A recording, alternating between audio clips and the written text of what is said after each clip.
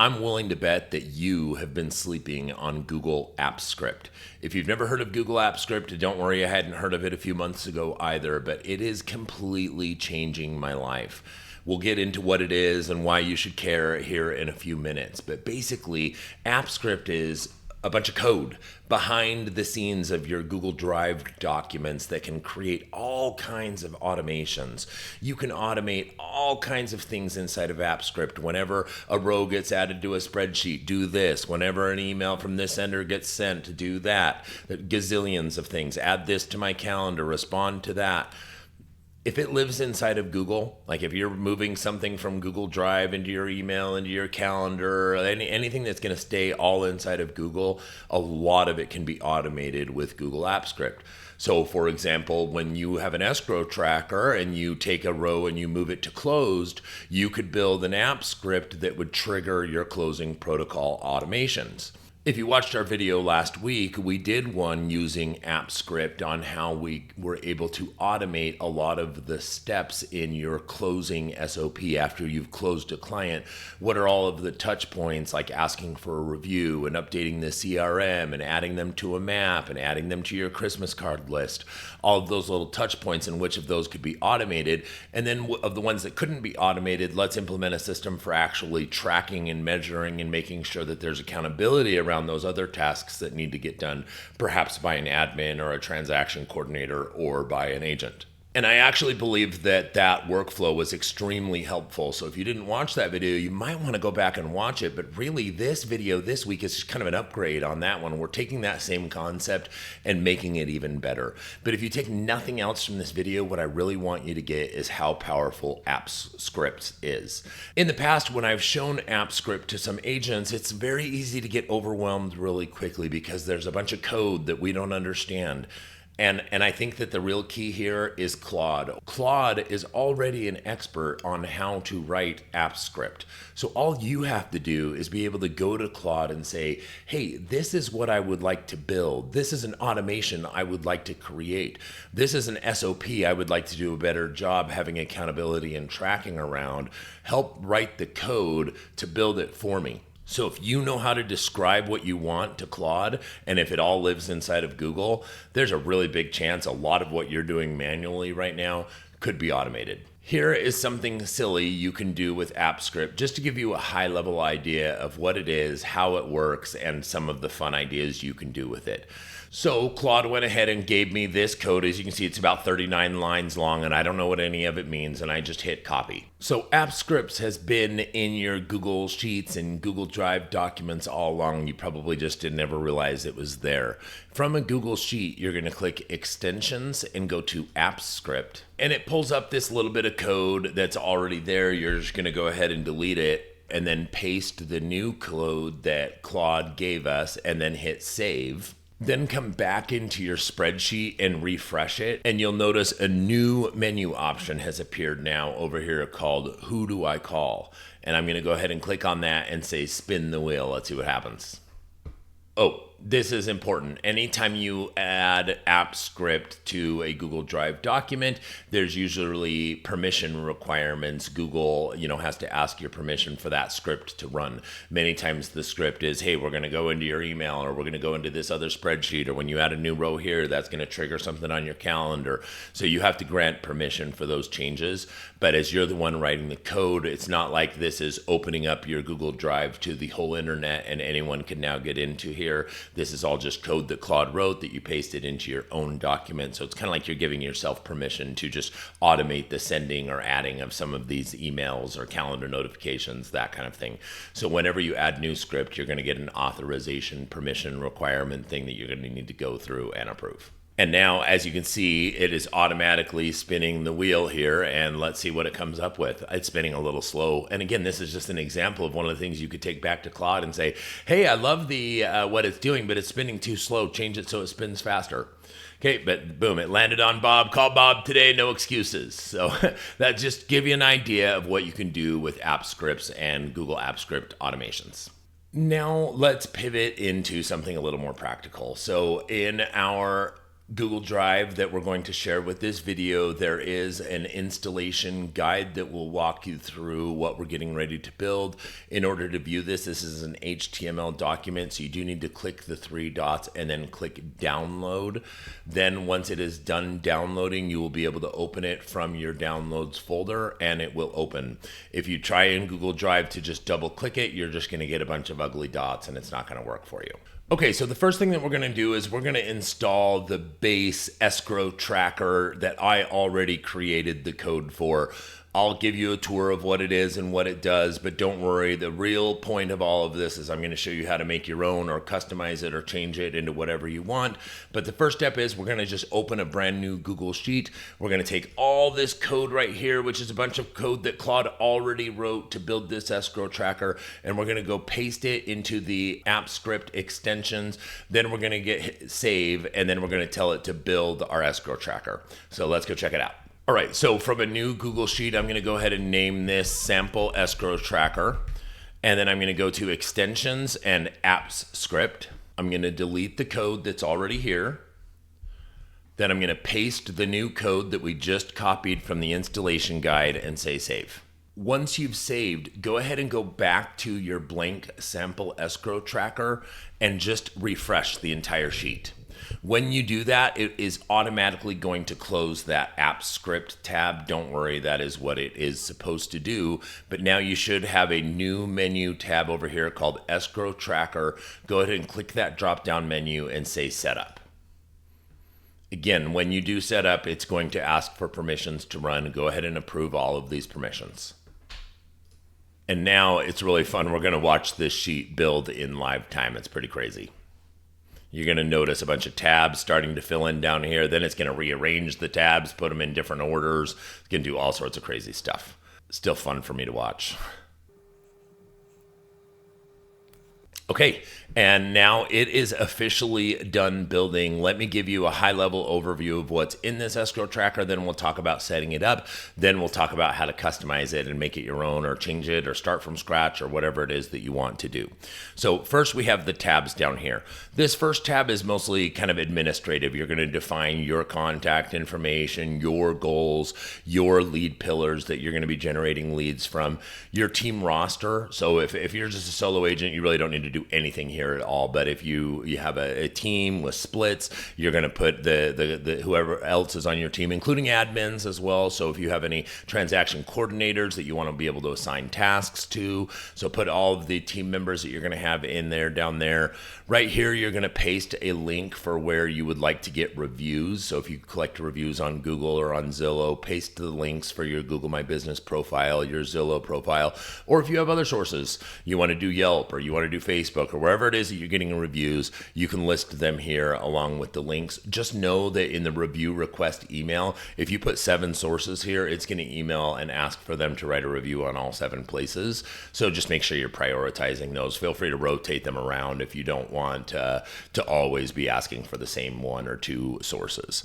And then also, once we start adding closes, this document is automatically going to take some of those closings and add them to an address label file that you could use for Christmas cards or holiday cards or that kind of thing. All right. The dashboard will look more interesting once we've filled it in with information, but it's got a summary of all of your production, units, volume, GCI, and according to your goal, according to the pace, and your production by lead source, your production by agent, your production year over year, once you have multiple years of data in here. And you can also customize the date range of what you're looking at on this dashboard here. This is our individual deals, so every single client, every single closing we'll fill in there. We'll do more on that in a minute. We'll do more on this in a minute as well, but this is where we're going to define what your splits look like so that when you have an escrow or when you have a closing, it will be able to accurately calculate exactly how much your splits are so that we can track what your net is. And then we have some tabs that if you watched our previous video will make more sense, but these closings tab by property, this is how we're going to manage our closing SOP. So once we have a client that has closed, all the little tasks that we want to do once once they have closed, like requesting a review, updating the CRM, sending the closing gift, all of that. Once we have a closing, they will move here and we'll be able to trigger our closing SOP. I call it the closing protocol. And what is actually needs to be done in the closing protocol is defined on this tab. So who needs to do what, who needs to do it, and when it's due. Okay, that's all defined on that tab. Later, these tabs will make more sense once we add some sample data. And then lastly, there is a tab for the review email. If you would like to ask a client to complete a review for you, again, the way this is set up is once we take a deal and we move it to closed, it's going to move that client automatically to your closing SOP checklist.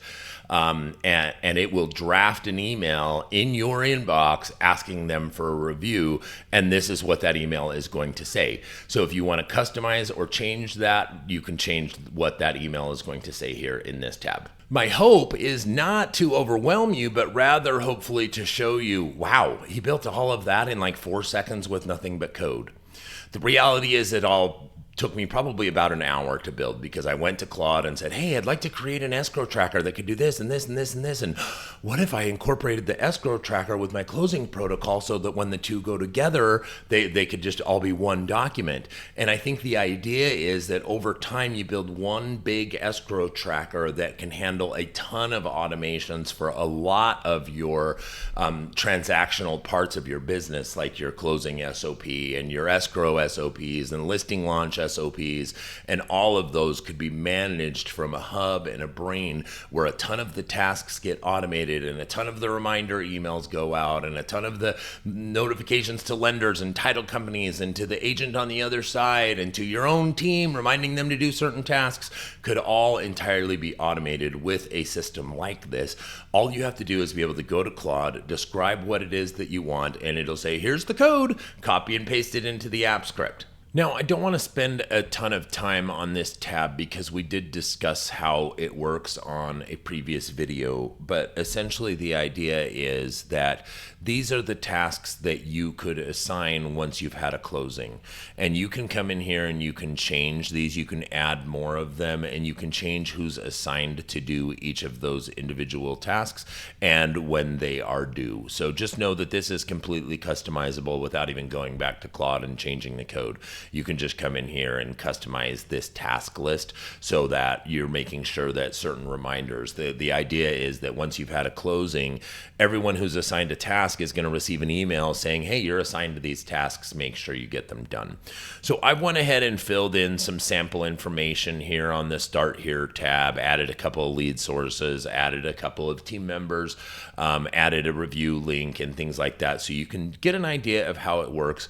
Okay, because all of you are at different brokerages and you work on different commission splits that all work extremely differently, I've tried to build a generic escrow tracker that will allow you to define how your splits work specifically at your brokerage. So you're going to be able to come in here and explain, are you on a cap or are you not on a cap? Are you on a, is there a standard split percentage that gets taken, or is there flat fees? Maybe you pay a split percentage plus you pay some additional flat fees. Maybe there's an E&O insurance or broker review fees or transaction fees, all these types of things that you're paying on each transaction that are causing you to not know how much your check is actually going to be for. If you really use an escrow tracker like this, or again, if you build something from scratch, go to Claude and say, hey, this is exactly how my splits work. When I add an escrow, I want you to automatically calculate it. The way I've designed it here is that you can kind of add a tiered ladder saying, hey, this is how my splits work. This is what's going to happen. So when I say I'm earning a commission and the GCI is $12,000, you're going to know how to calculate the exact net to me. So let me go ahead and fill this out with how my splits work. Again, you're going to have to spend a little bit of time on this tab here. Frankly, my best recommendation would be if you want to really customize this, is if you took the entire code for this whole spreadsheet, took it back to Claude and said, hey, I really, really like this concept, but I don't want to have to fill out that whole commission tier thing. Let me just talk to you about how my commission splits work, and you just know and you're going to calculate it like that every single time. And it'll adjust your code, and you can do it that way. But if you don't want to have to mess with the code, you're going to come in here and you're going to fill out this part. So let me do mine with you. Feel free to skip over to the next chapter of this section if you don't feel like you need help with this. So for me, I am on a cap. I'm at Real Broker. My cap is $12,000 a year. What counts towards the cap is the broker's share, meaning that they have to get the $12,000. My cap resets every year on my anniversary date, which is February 1st. If a deal lands on a straddle, again, this is really only going to apply if you are a capper, but if you're at a company that has a cap, how do they handle it if you hit your cap in the middle of a deal? So in my case, it splits at the cap. And then the other thing that's important is if you're on a team, how do team splits work? If you're not at a team, you really can probably just ignore this. But if you're on a team, how does your broker handle the team splits? Does the broker's cut come out first, then the team split happens? Or does the team split happen and then the broker looks at each agent, determines whether they've capped, and takes percentages out of each side? You need to be able to specify how that works so that the tracker knows how to calculate what your net commission is going to be.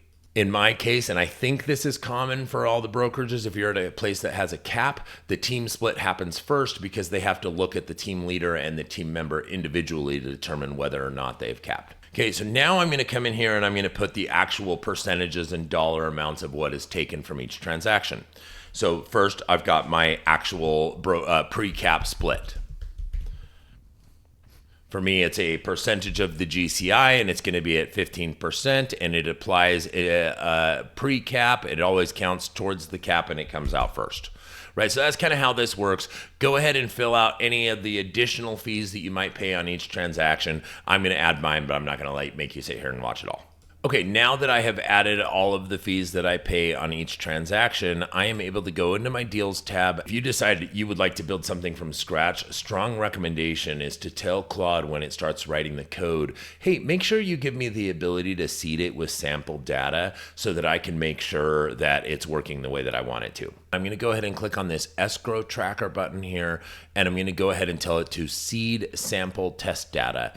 And what this is going to do, again, your formula should have the ability to do this as well, is it's going to add roughly 20 different transactions so that you can kind of test and see how it all works. The first thing that it did is it took us to the dashboard, which is quite helpful because now we can actually see what some of our numbers are. Once you have some data in there, it's going to show you your volume and GCI and your net to you, your average sales price, your average GCI per deal, et cetera, where all of your closing, where everything is at in your pipeline, what your listing metrics are, your sales to list price ratio, a bunch of really, really helpful data here on the dashboard. And of course, if you had multiple years of data, you could even come in here and look at different date ranges as well.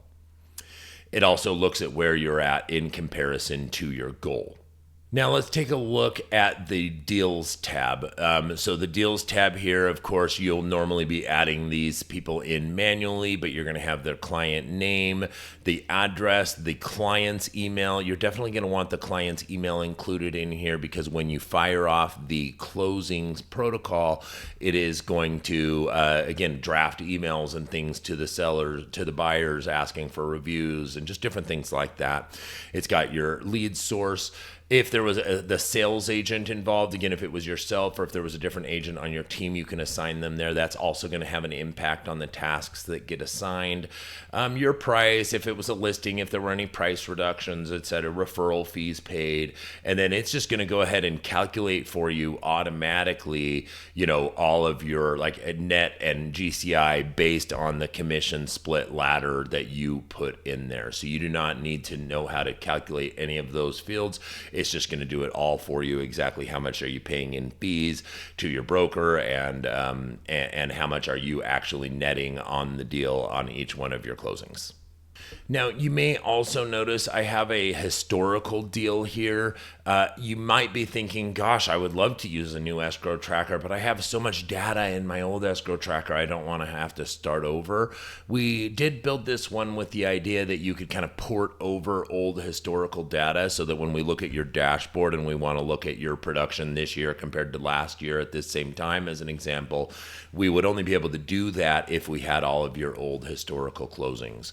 So the idea with this would be that if you have old historical closings, but maybe you don't have the same level of data, it will allow you to put just what you do know about it and mark that it is a historical closing. So maybe some of the metrics on it are limited. Frankly, what I would do if I had an old escrow tracker and I was wanting to merge it with this new escrow tracker is I would take both to Claude. I would go to Claude and say, hey, this is my old one, this is my new one, merge them into one, right? And it'll go ahead and grab all the data out of the old one, put it all into the new one for you, in terms of being able to have complete data all in one new spreadsheet.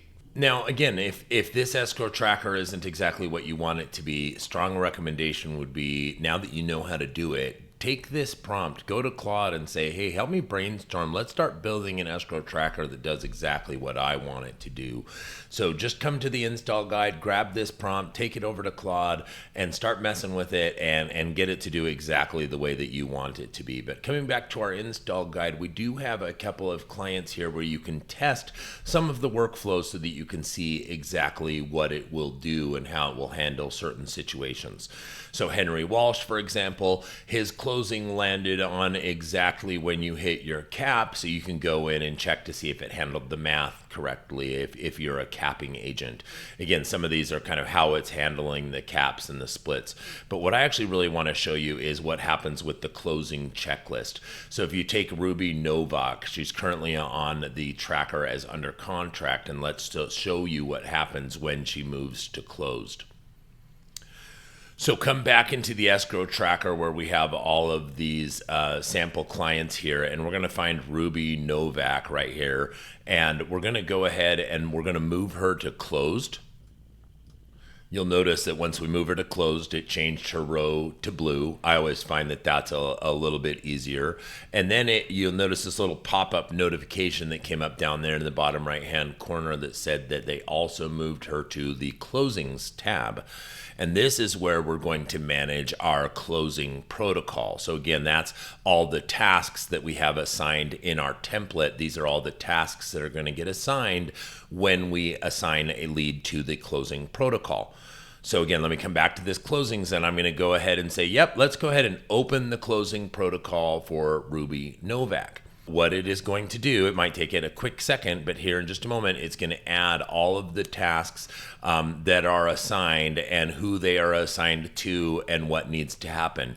You'll notice it already added Ruby Novak to my Christmas card mailer list. To get to your Christmas card mailer list, you can come back here to your Start Here tab, and you'll see your address labels list document right here, and Ruby Novak has already been added. The other thing that it should have done is it should have drafted an email in my inbox to Ruby asking for a review. So let's go check and see if it got that done. And here it is in my draft, an email to Ruby asking her to complete a review for me on my Zillow profile. Furthermore, I received this email saying what tasks I have to get done. So let's say that I went ahead and sent her the review request email. I can come in here and I can mark this as done. Not only will it move it to done, but it's also going to change it to exactly when it was done and who it was done by. So if you have a team and certain tasks are assigned to different people, make sure you share this sheet with them so that they can go in and mark their own tasks as done. And one of the things that's really cool, the way this is set up, is that each person, again, just to make it so that my team isn't receiving a bunch of emails saying they have fake tasks on these sample clients, I just put my email address down for everybody. But normally, you know, admin and all these other people would have received email notifications for their tasks, and they would have been able to jump in here and update and mark their tasks done. And they will also receive a weekly email anytime they have incomplete tasks. The other thing that's cool is once we mark all of these as done, I will receive an email saying everything on the closing protocol checklist has been done for this transaction. Let me show you what that looks like. I don't know exactly how fast it's going to process, but there we go. We've marked everything as done. Let's see how quick I get that email. Boom, already came in really fast. Every task for 3015 Lima in Tempe has been done or intentionally skipped. So you're going to get really good transparency around the tasks that need to get completed and who is completing them and when they need to be completed by. We also have a little troubleshooting section in the install guide. So if you hit any errors, I think one of the most helpful things that we put in here, again, the escrow tracker, if you accidentally type in a field that was supposed to be a formula, you can just click repair all formulas and it'll go through and it will fix everything that was supposed to have been a formula, and a couple other things. If you like this escrow tracker and you want to use it the way I've built it, I actually think it's pretty cool, better than a lot of the systems and tools that I see most agents using or not using. So it's better than nothing. But I think where it gets really powerful, come into this app script, take all of this code, copy it all, take it to Claude and say, help me understand what this is, what it does, what are all the automations, and how can I customize this for my market, my business, my team, my splits, my broker.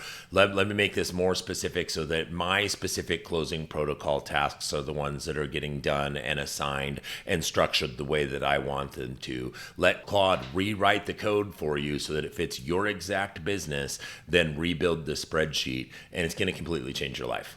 I mean, this is just an example of what you can do with app script. I have dozens of other app script projects running for me that have automated tons of things in my life. Many of you maybe have seen our 10,000 step a day challenge, where we have an email that goes out with a daily leaderboard, a weekly leaderboard, and an all-time leaderboard for who's got the most steps, entirely automated with app script. So the email that goes out every day with the leaderboard, the email that goes out every day reminding everyone to enter their steps, all entirely automated with app script.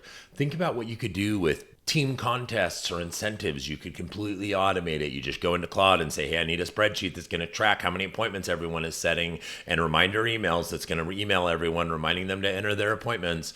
Or if you're using a CRM, you could get Claude to go into the CRM and look at how many appointments the team set yesterday, turn it into a spreadsheet that tracks it on a leaderboard, and then the leaderboard gets emailed out to the whole team every Tuesday at 7 a.m. These are the types of automations that you can build. You just have to go into Claude and say, this is what I would like, and this is what I want to run through Google Apps Script. Write the code for me. And as long as you know how to copy and paste, then you know how to build things like this now using App Script.